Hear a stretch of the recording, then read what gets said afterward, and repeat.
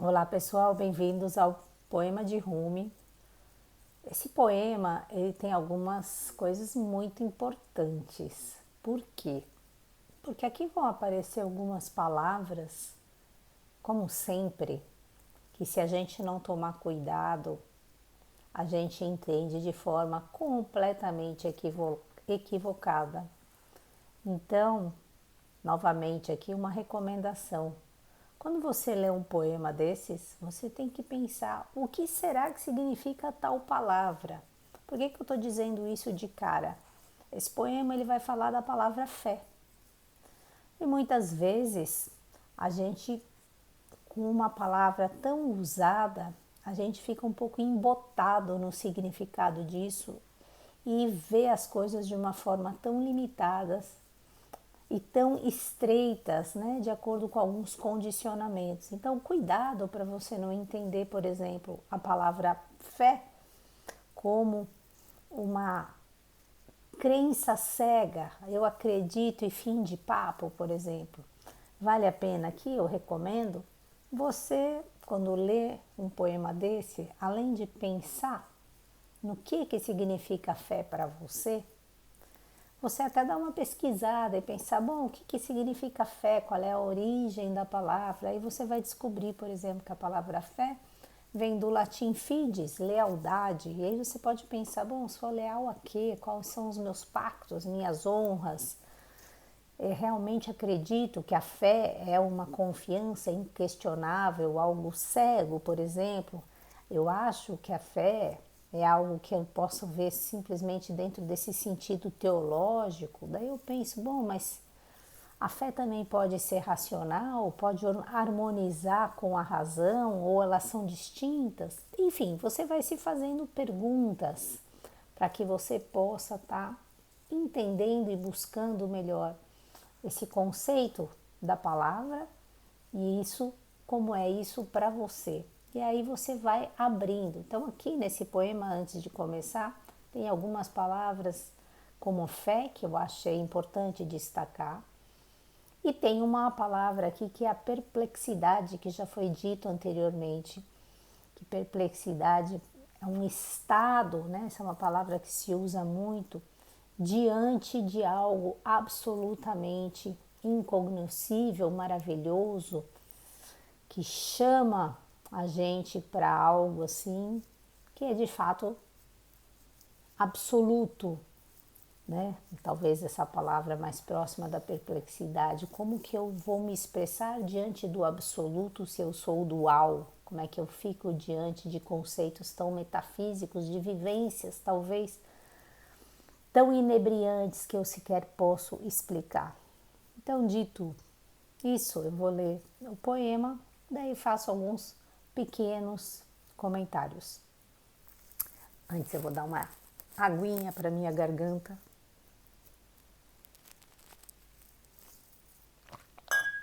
Poema 56.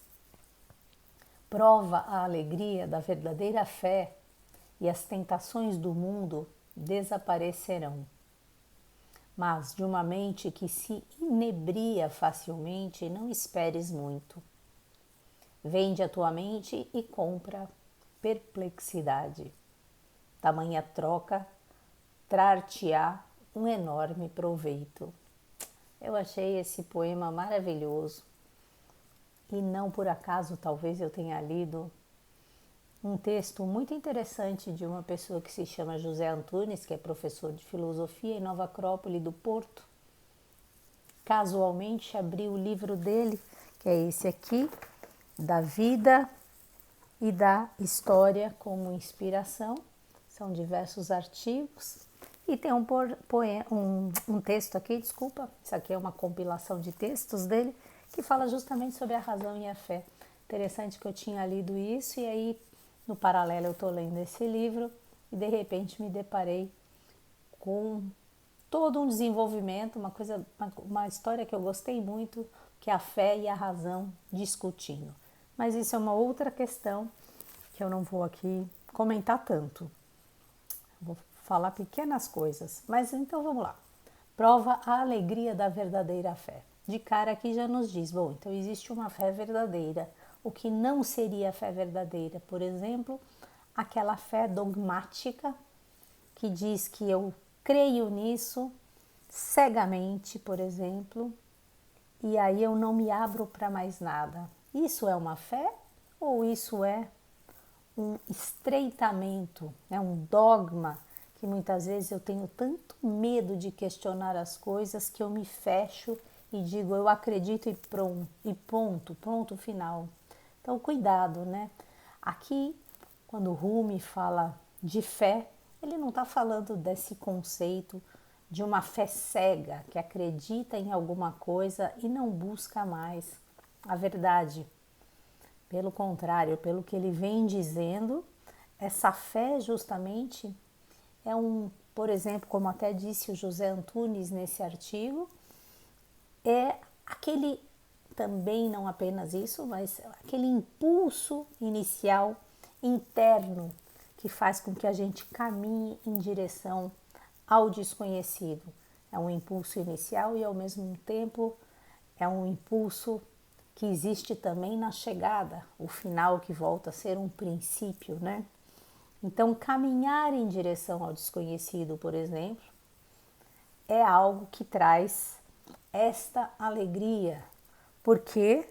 Porque ter fé tem a ver com dar crédito, né? Então, aquilo que eu ainda não tenho, né, esse conhecimento desse mistério, eu dou crédito e vou em busca dele. E na medida em que eu vou buscando esse desconhecido, é interessante que essas tentações do mundo vão desaparecendo, porque eu vou me aperceber que a felicidade ela vai emanar daquilo que é profundamente essencial, imutável, que não estão nas coisas, nas formas.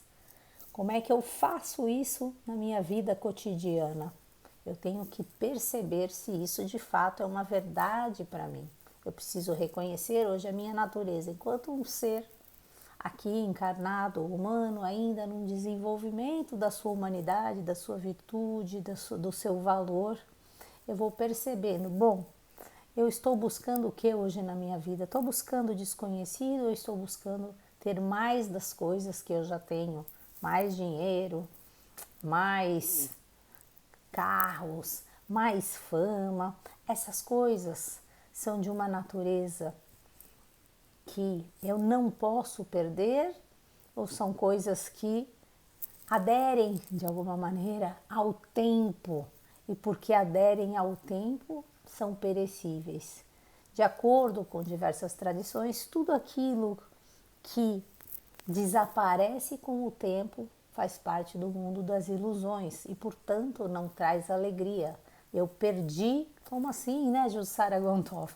Eu perdi alguma coisa que eu tinha, oh meu Deus, vira um drama na minha vida. Se você realmente tivesse, você não teria perdido. Então, você não tinha aquilo, aquilo foi algo que a fortuna lhe deu emprestado temporariamente e você, na verdade, devolveu à fortuna aquilo.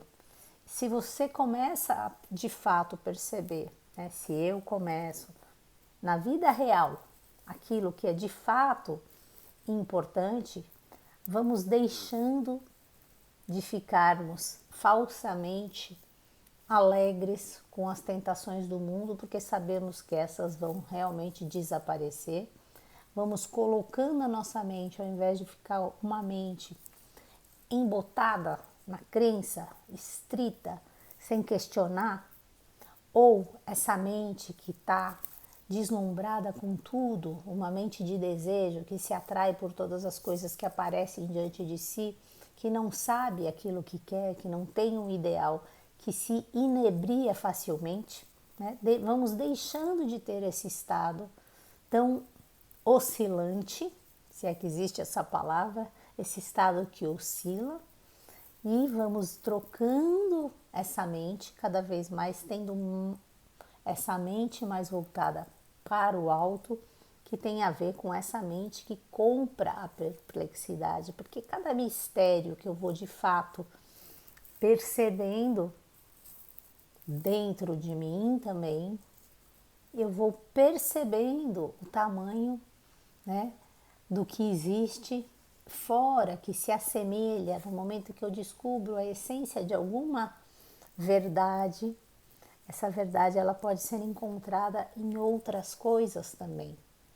É difícil entender isso, na medida que vamos caminhando, a gente tem que se relacionar com essas ideias que o Rumi está falando, que outros nos deixaram, e vamos fazendo outros pensamentos mais profundos, mais metafísicos, e vamos nos perguntando, né, de fato, né, onde eu estou colocando a minha mente, o que de fato é verdadeiro para mim, estou de fato buscando esse desconhecido, ou realmente para mim não faz a menor diferença esse mistério, né?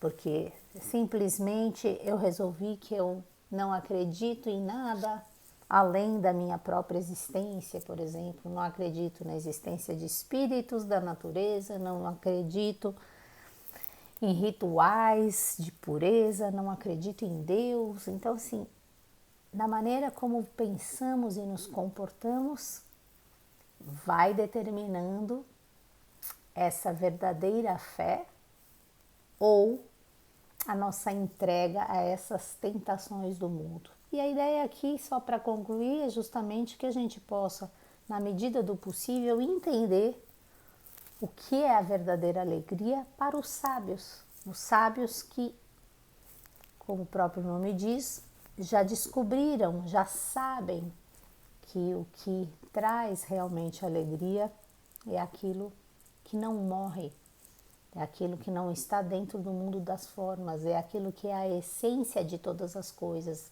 que a felicidade emana disso que é imutável, que está por trás de todas essas coisas. Então, na medida que eles vão conhecendo a natureza das coisas, os sábios, eles já não ficam aderidos, né, grudados, conectados com aquilo que inebria facilmente, não se enganam como nós. É fácil? Claro que não. Mas na medida que vamos lendo, vamos pensando e vamos nos observando, talvez possamos a cada dia dizer, bom, tá, fiquei presa agora nesse pensamento dogmatizado. Será? Vou buscar um pouco mais do que pode estar por detrás dessas aparências.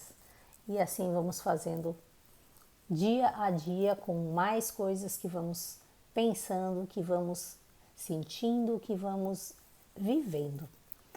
Beijos para vocês, pessoal, que possamos ter de fato a alegria da verdadeira fé. Essa busca, né, pela confiança na lei da vida, essa busca por esses mistérios que estão em tudo. Beijos para vocês e até amanhã, se Deus quiser. Bye, bye.